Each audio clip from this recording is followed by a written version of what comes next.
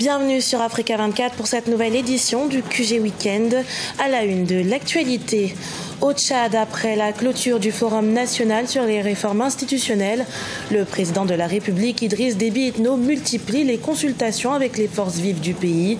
Mais l'opposition se montre réticente sur certaines résolutions qui, selon elle, méritent des clarifications.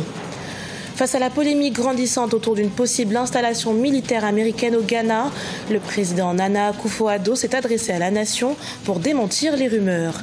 Et puis au Kenya, les femmes de Kibera se mobilisent pour permettre à leurs concitoyens d'accéder à des logements décents à prix abordables grâce à des crédits informels.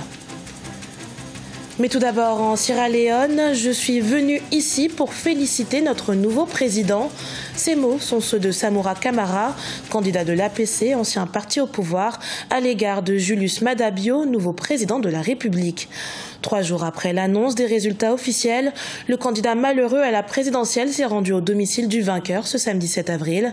Un entretien d'1 heure où il a laissé entendre qu'il renonçait à contester les résultats comme il l'avait annoncé mercredi 4 avril. Au Tchad, le chef de l'État, Idriss Déby Itno, a entamé cette semaine une série de consultations avec les organisations de la société et les partis politiques de l'opposition. Objectif, mettre en œuvre les conclusions du Forum pour les réformes institutionnelles de l'État avant la fin de l'année 2018. Mais certains membres de l'opposition émettent des réserves. Reportage de notre correspondant au Tchad, Mahamat Ramadan, commenté par Cheikh Omar Bandaogo. Au Tchad, après la clôture du Forum national sur les réformes institutionnelles, le président de la République, Idriss Déby Itno, multiplie les consultations avec les forces vives du pays. Après les membres de la majorité présidentielle, le chef de l'État a reçu successivement au cours des derniers jours les organisations de la société civile et les leaders de l'opposition. Il a demandé à ces derniers de l'aider à restaurer l'autorité de l'État et à rétablir la justice sociale pour tous. Il nous a vraiment prodigué de sages conseils aux jeunes. Les jeunes doivent cultiver l'amour de leur patrie, aimer le travail et œuvrer pour la consolidation de la paix chèrement acquise. Nous devons être de vrais patriotes et rejeter avec la force toute idée de division et combattre les fléaux tels que l'alcool et la drogue qui gangrènent la jeunesse tchadienne. Pour le chef de l'État, les conclusions du Forum national seront mises en œuvre avant la fin de l'année 2018, après la promulgation de la nouvelle Constitution, afin d'entamer l'effectivité de la 4e République. Mais certains acteurs de l'opposition estiment qu'il reste des points importants à clarifier dans les résolutions du Forum avant leur promulgation. Dommage, il n'y a pas eu une lumière sur un seul point. Après avoir rejeté la proposition de la création sur le poste de la vice-présidence, je mets en doute l'annulation ou soit la suppression également de la primature. Si la primature est supprimée et que le poste de vice-président aussi est supprimé, qui va être responsable devant l'Assemblée nationale? Pour rappel, plusieurs regroupements des partis politiques de l'opposition ont rejeté les résolutions du Forum pour la réforme institutionnelle de l'État. Ils promettent de faire une contre-campagne du référendum pouvant aboutir à une nouvelle constitution. Au Rwanda, ce samedi 7 avril marquait le 24e anniversaire du génocide des Tutsis, qui en 1994 avait pour rappel fait près d'1 million de victimes. Une commémoration placée sous le thème Remember, Unite, Renew, au cours de laquelle les autorités rwandaises ont averti qu'elles prendraient des mesures drastiques contre toute infraction liée à l'idéologie du génocide. Il n'y aura pas de base militaire américaine au Ghana. Des mots du chef de l'État ghanéen Nana Akufo-Addo qui interviennent pour mettre un terme à une polémique persistante dans le pays. Le 23 mars, le pays a signé un accord de défense avec les États-Unis, une ratification qui avait suscité la colère des partisans de l'opposition. Deo Gracias Podo. C'est sans doute pour mettre un terme à la polémique qui s'intensifie depuis plusieurs mois que le président Nana Akufo-Addo a assuré jeudi 5 avril 2018, au travers d'une allocution télévisée, qu'aucun accord ne lie le Ghana aux États-Unis en vue de l'installation d'une base militaire. Une annonce qui intervient dans un contexte politique particulier. Le gouvernement ghanéen fait face à une forte contestation populaire menée par l'opposition.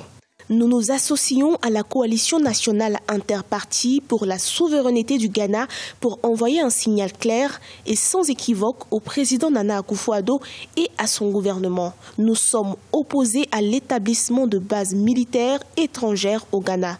Nous ne voulons pas que notre souveraineté soit compromise. Fin mars 2018, plusieurs centaines de personnes avaient manifesté dans les rues d'Accra pour protester contre un accord de défense entre le Ghana et les États-Unis. L'accord ratifié par le Parlement autorise les États-Unis à déployer des soldats et du matériel militaire sur le territoire ghanéen en échange de 20 millions de dollars et de la formation des forces armées ghanéennes. Depuis, les deux pays ont démenti les rumeurs sur la question des bases militaires. Elles ne sont pas, selon eux, prévues par l'accord de défense controversé. Le Ghana n'a pas offert de base militaire et n'offrira pas de base militaire aux États-Unis d'Amérique. Cependant, compte tenu des réalités de notre situation et des défis posés à la paix dans notre région, nous avons jugé prudent de poursuivre l'accord de coopération avec les États-Unis d'Amérique. Nous sommes fermement convaincus que l'accord aidera à renforcer notre capacité de défense et offrira un important soutien dans notre effort commun pour protéger la paix dans notre région. Il va sans dire que ces dernières années, les États-Unis ont intensifié leur présence militaire en Afrique dans le cadre de la lutte contre le terrorisme et notamment certains groupes extrémistes comme l'État islamique, Al-Shabaab ou encore Boko Haram. Le président Nana Akufo-Addo aura fort à faire pour rassurer l'opinion publique. Le principal parti d'opposition, le National Democratic Congress, se montre déterminé. La Tunisie a connu un nouveau record du taux d'inflation au mois de mars 2018. Il s'est établi à 7,6%, un accroissement lié à la hausse des prix des produits du textile, du transport et plus particulièrement de l'alimentation. L'alimentation est en effet le secteur où les prix ont connu la plus grosse accélération, passant à 8,7%, suivi par le groupe habillement et chaussures qui, quant à lui, s'est établi à 8%. Au Kenya, les logements décents à prix abordable se font rares, à plus forte raison pour les personnes à faible revenu vivant dans les bidonvilles. Alors pour y remédier, les femmes de Kibera ont mis sur pied un crédit informel afin d'offrir la possibilité à leurs concitoyens d'acheter des logements décents à moindre coût. Une fois la construction du logement achevée, le membre peut aménager et rembourser le solde impayé à hauteur de $10 000 de manière mensuelle. Adijatou Badawi. Dans le bidonville de Kibera au Kenya, les travailleurs à faible revenu font recours à des groupes d'épargne et de crédit informels localement connus sous l'appellation de Chama afin de s'offrir un habitat décent. Depuis 7 ans d'existence, la coopérative Razak a pu construire des logements à ses membres majoritairement constitués de femmes dans les périphéries de Nairobi. Ici, à Ruai, Rose Odinga, cette veuve de 45 ans et mère de 2 enfants a désormais accès à l'eau courante et à l'électricité, des services qu'elle n'a jamais eus durant les 26 ans où elle a vécu dans le plus grand bidonville du Kenya, Kibera. Ici, son quotidien est plutôt paisible. Je peux planter des légumes et du maïs à l'extérieur. Il y a de l'espace pour cultiver ces choses, contrairement au bidonville de Kibera. La sécurité ici est très bien, pas comme Kibera, parce que là-bas, vous pouvez marcher dans les ruelles et être agressé. Alors qu'ici, la mentalité est très ouverte. On est en sécurité et c'est très agréable. En 2016, les banques kenyanes ont resserré les conditions de crédit pour les prêts de logement aux personnes à faible revenu, estimant qu'il y a moins de 25 000 hypothèques pour une population de plus de 40 millions de personnes. Le Razak, pour sa part, exige à ses membres d'économiser une somme forfaitaire d'environ $3 000 pour commencer la construction des logements. Jusqu'à ce jour, les membres affirment y trouver leur compte. Selon ces membres, les banques kenyanes ne sont pas indulgentes en matière de remboursement.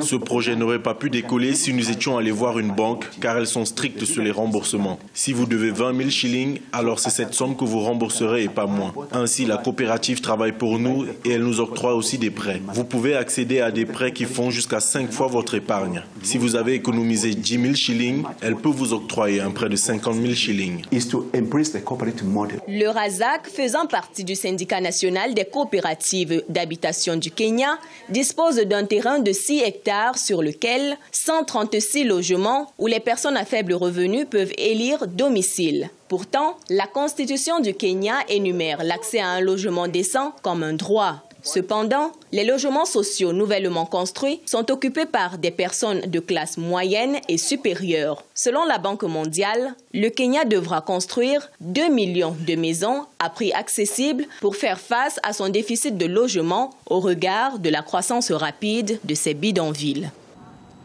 Ce journal a été réalisé par l'ensemble de la rédaction. Merci pour votre fidélité. Dans un instant, une nouvelle édition de l'actualité à suivre sur Africa 24.